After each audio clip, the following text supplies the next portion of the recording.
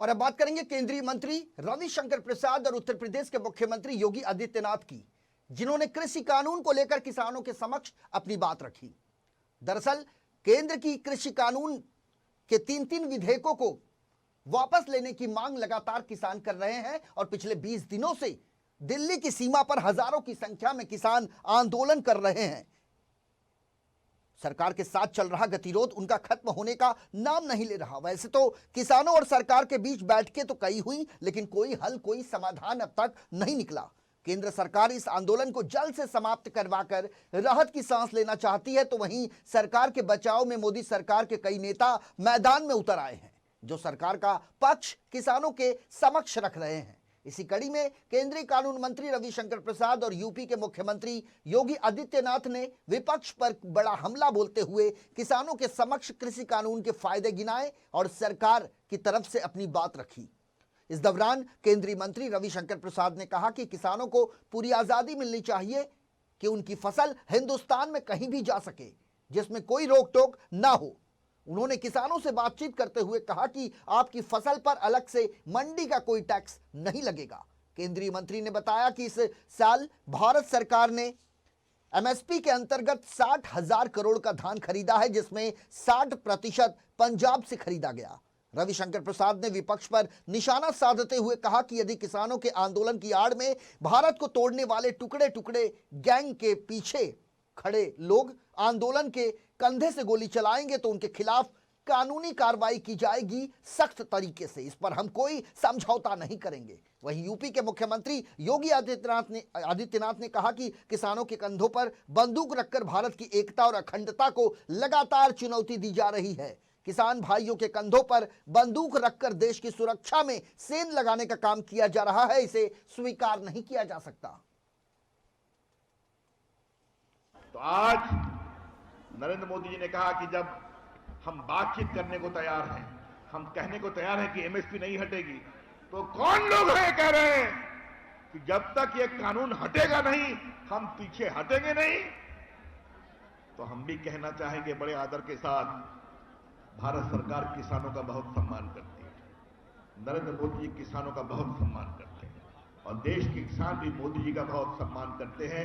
हर जगह हम जीत रहे हैं, लेकिन अगर किसानों के आंदोलन की आड़ में भारत को तोड़ने वाले लोग, टुकड़े टुकड़े लोग पीछे होकर आंदोलन के कंधे से गोली चलाएंगे तो उनके खिलाफ बहुत सख्त कार्रवाई भी की जाएगी। ये भी हम बहुत साफ साफ कहना चाहते हैं। इस पर हम कोई समझौता नहीं करेंगे। क्या मतलब है? प्रदेश अध्यक्ष उनका नाम भी लिया है, मैं उनका नाम लेकर उनको सम्मान नहीं करूंगा। ये कौन ये लोग हैं? भारत को तोड़ने की बात करते हैं। दिल्ली में दंगा फैलाया था इन लोगों ने।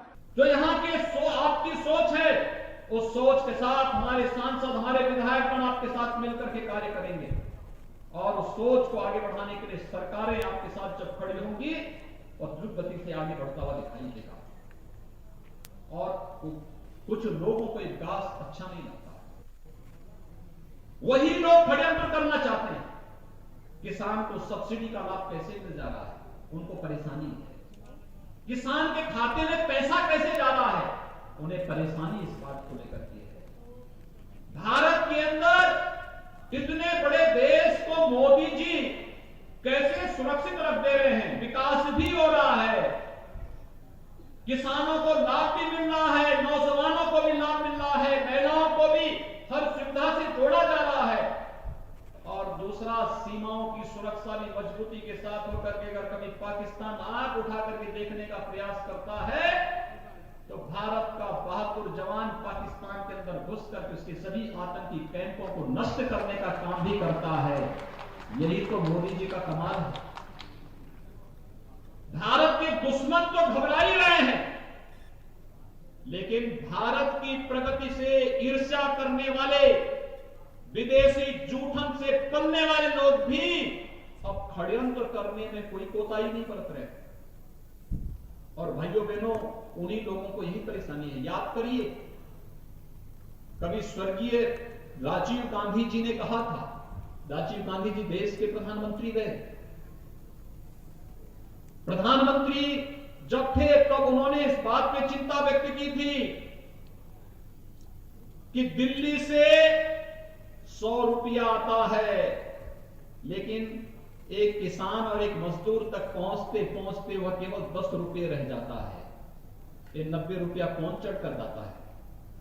ये वही चट कर जाते हैं जो आज किसानों की प्रगति और देश की प्रगति पर हो हल्ला करके देश के अंदर गुमराह करके अव्यवस्था और अराजकता का माहौल पैदा करने का प्रयास कर रहे हैं।